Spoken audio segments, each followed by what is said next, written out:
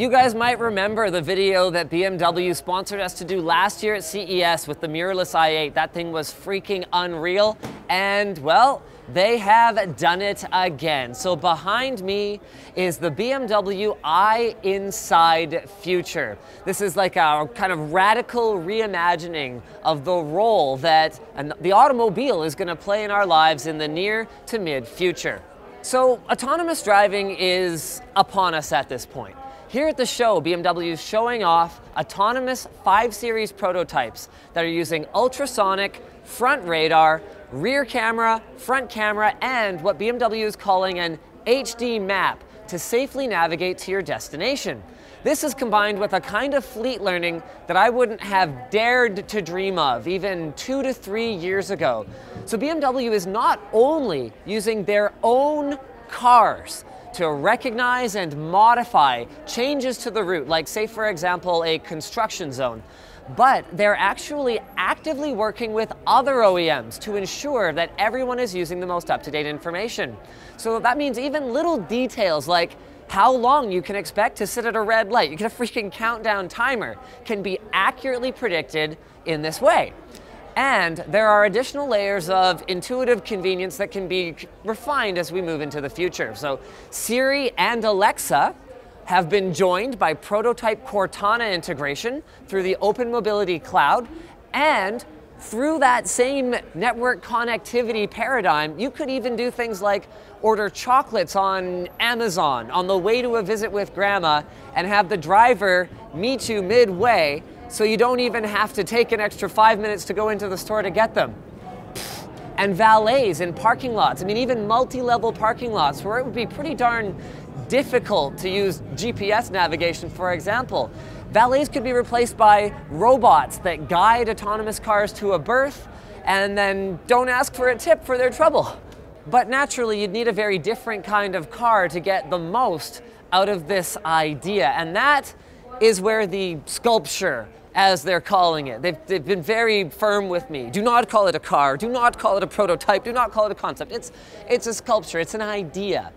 So the interior design has been dramatically altered. Instead of bulky dashboards, even kind of futuristic feeling stuff like LCD monitors and cool looking illuminated buttons, BMW envisions a much more open and spacious alternative. This would give the driver and the front seat passenger room to relax and stretch out in autonomous mode, or even enjoy a movie with a similar level of comfort to home. They even allow the passengers to have different audio experiences with what they're calling sound curtains. So these are speakers in the headrest and the seat that are only audible when your head is within a very small zone. And they even include active noise cancellation in the sound system. So whatever music your passenger is listening to is completely inaudible to the driver, which is great if you have very different tastes in music from your passengers, or say you want to get on a conference call with someone and the passenger doesn't want their music or their movie to be interrupted. Of course, though, you still need to interface with the car in driving mode. BMW is still a driving company. So this is really cool, and the engineer who showed it to us was super awesome. They designed a holographic display with gesture sensing and haptic feedback. Okay, so the holographic display is visible only to the driver. So you see buttons just floating in the air in front of you. It's pretty trippy. Gesture control is handled by Intel RealSense technology, so the car knows when your finger is over a button. But the craziest part, and this was what the engineer actually had worked on, and she was like really proud of this, it's freaking awesome, is the array of ultrasonic transducers or speakers that feels like a mild tingling sensation on your finger when you push down on a button or interact with the holographic display. It's really cool. You kind of have to try it, and I'm sorry that you guys can't. You'll just have to take my word for it. In the back is kind of like a living room on wheels. I mean, obviously, this is, I won't use concept phase, this is sculpture phase stuff that we're looking at here. And while cork is perhaps a realistic, sustainable, natural material to use in the future, moss probably won't make it into a finished product anytime soon.